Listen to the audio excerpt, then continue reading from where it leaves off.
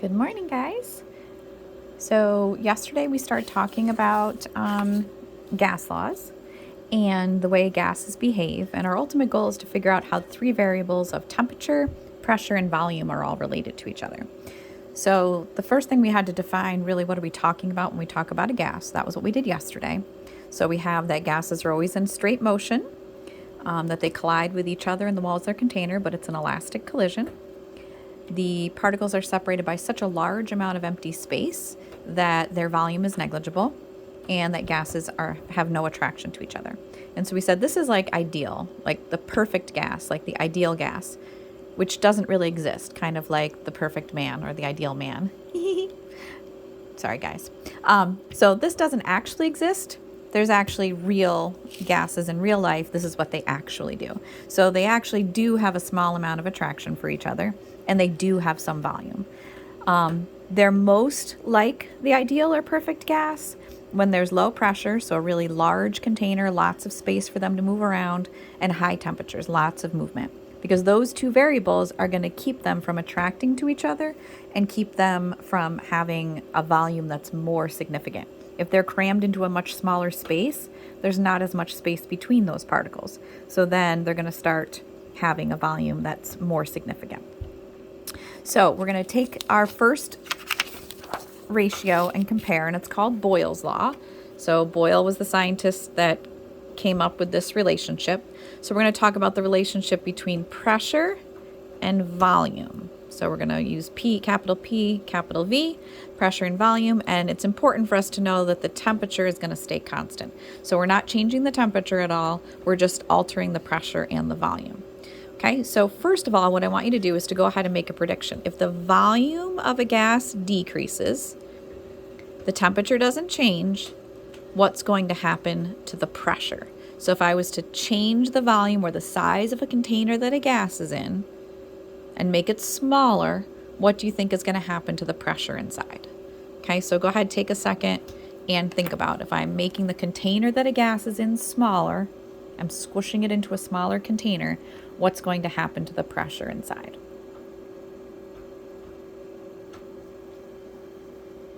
Okay, so you'll either have that you think that the pressure would also decrease or that the pressure would increase.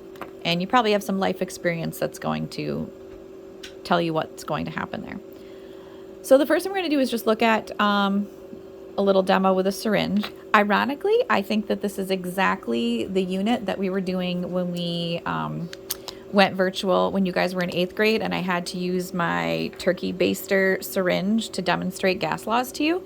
But you can imagine if we were to zoom in on this syringe, there's all tiny little particles of air, tiny gas particles inside, and that those do take up some space even though it's negligible. So while the top is open, we're able to pretty easily, move this syringe back and forth. Okay, when I block the end off and try to do the same thing, so if I was to clamp the end and try to push the syringe, you probably remember from 8th grade that it's going to be difficult to do, right? And we understand that because there are gas particles that are in there. It's not empty space entirely, so they're able to compress way more than a liquid or a solid would be able to because there is that empty space, but we're only going to be able to compress a certain amount before eventually there's resistance. There's a buildup here, and you can feel it when you try to push on the end, and it's going to stop. I think some of you had your clamp on the end, and you pushed it, and you made them pop off when we were in 8th grade. So you can feel that pressure building up inside. So just to go ahead and kind of record some observations about that. So we meet resistance when we compress. We are able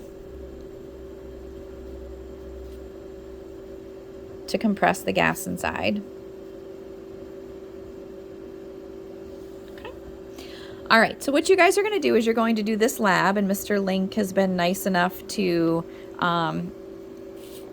have you work in the back and monitor you a little bit and get the supplies out. I figured you guys are probably pretty sick of just listening to me on videos.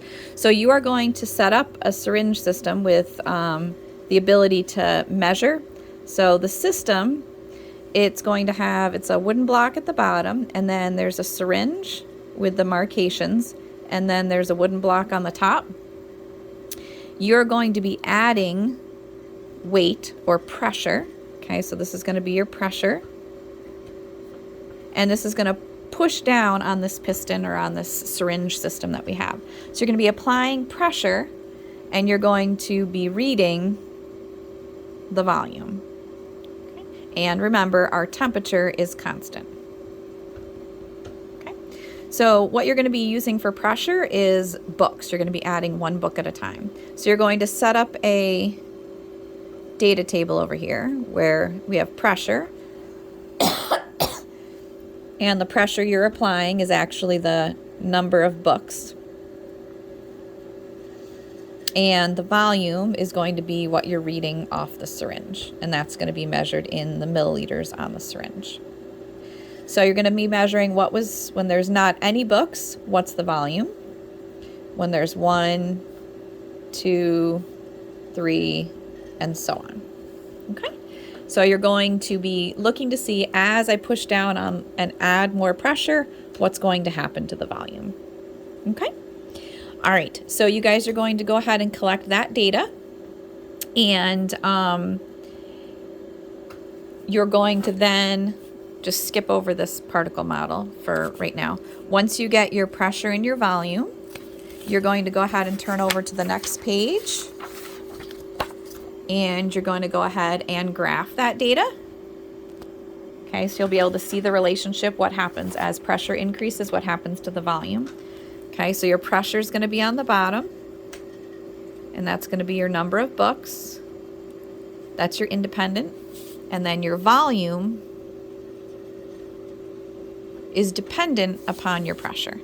Okay, so then you're going to go ahead and graph the data, and then I'd like you to go ahead and tell me what the relationship is. Is it a direct relationship?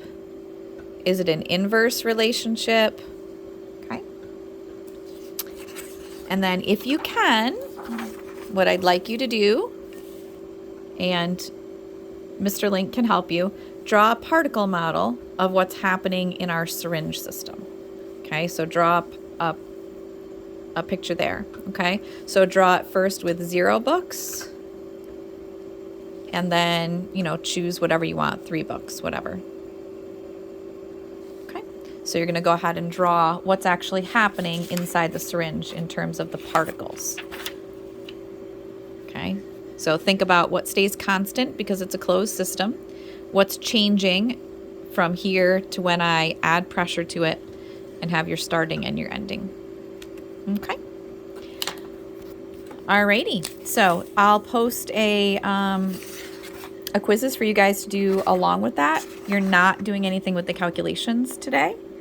You're just going to be collecting the data and doing the lab portion today. Okay, thanks guys.